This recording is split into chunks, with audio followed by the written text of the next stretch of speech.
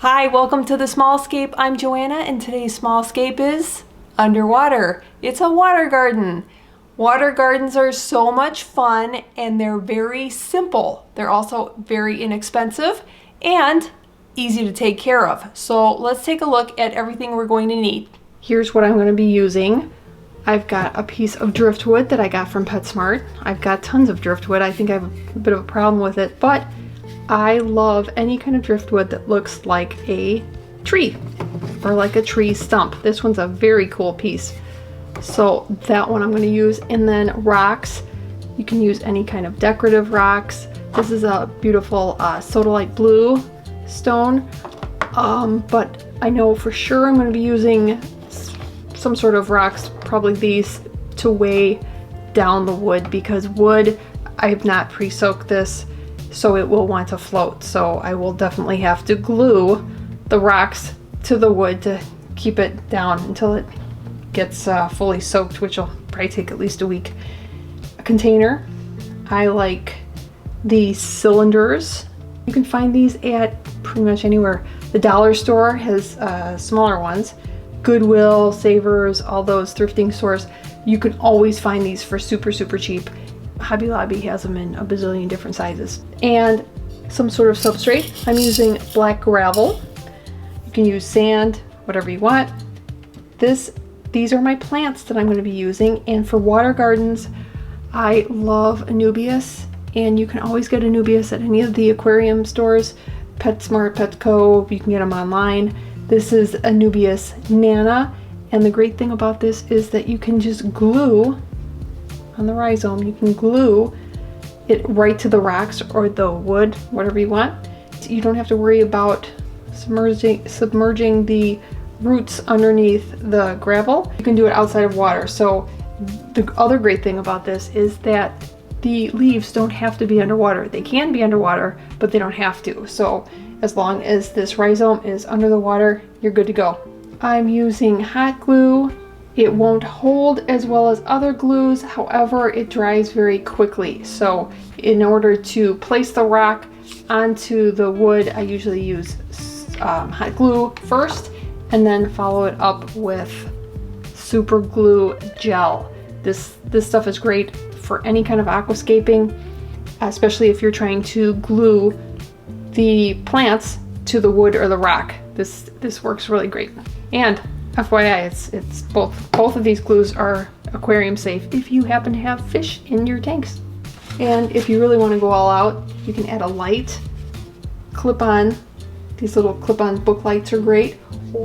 Okay, first thing I'm going to do is, well, I'm going to determine that, let's see, this is going to be the front. So what I'm going to want to do is glue the rock, at least the largest rock, to the back, because I don't know if I'm going to want to see it or not. So first I'm going to take the hot glue, just because it dries really quick, and then I can go back in with super glue.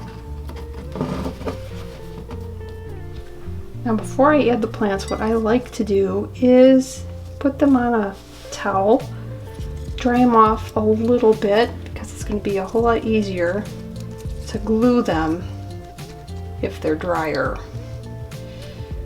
Although super glue will work underwater, believe it or not, it just takes a little while to cure.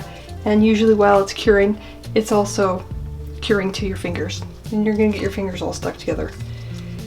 So I recommend having them dry a little bit. And then you can, without gluing them, I like to place them first. Have an idea. Keep in mind there's usually more attractive sides than the others of anubias. These are actually pretty good looking. Sometimes they get a little weird looking, so you gotta keep that in mind. So they all look pretty.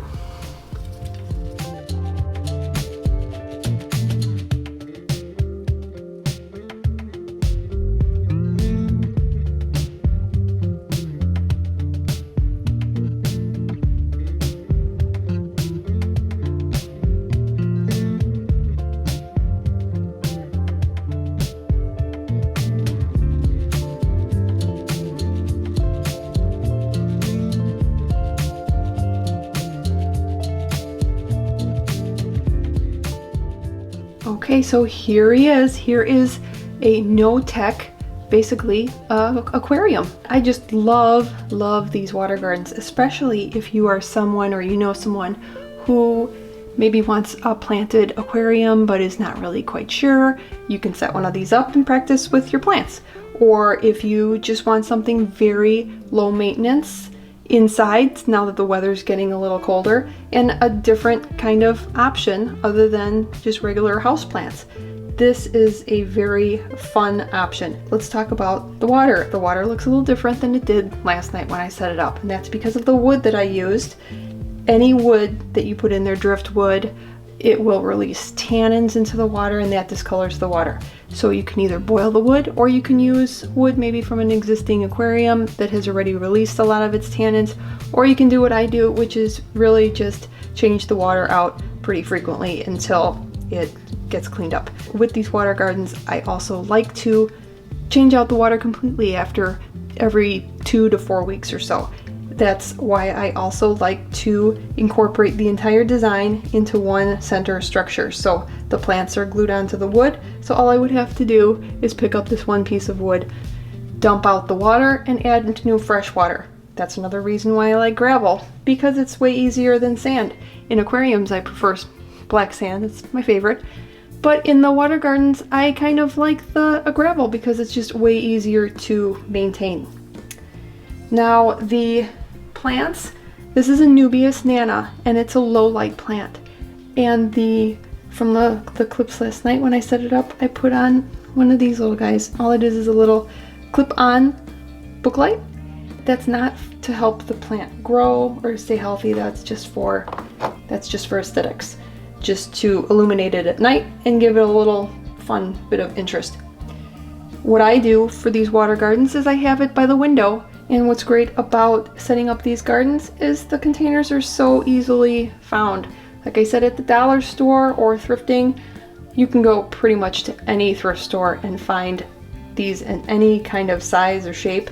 This is a large water garden for me.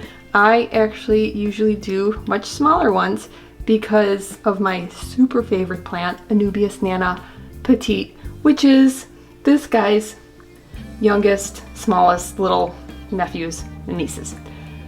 This is one that I set up quite a while ago, and if you can tell, it's a very similar little design. Like I said, I love pieces of wood that look like little tree trunks. I put them all around there and they're perfectly happy. This guy's sprouting up over the water too, so you can do small ones, large ones. They're just a lot of fun and very low maintenance.